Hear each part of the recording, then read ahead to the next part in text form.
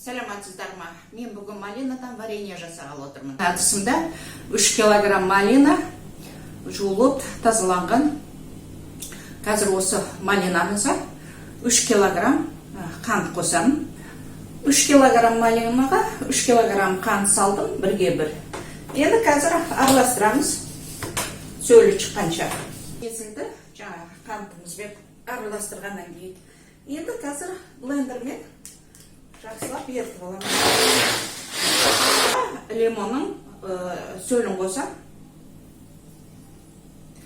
Сүйектерін алып тастаңыздар. Немесе бір ыдысқа сүйектер түсіп кетеді дейтін болсаңыздар, бір ыдысқа сығып, сөлін алып қосуларыңызға болады.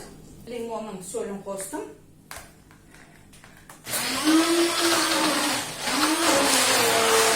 Вареньеміз дайын. Мен енді бұл варенье қайнатылмаған себепті морозильникте сақтаймын.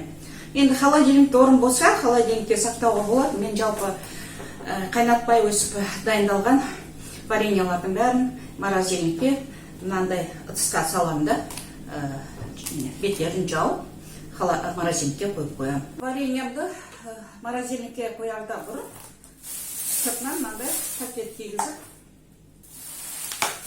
дайындаймын.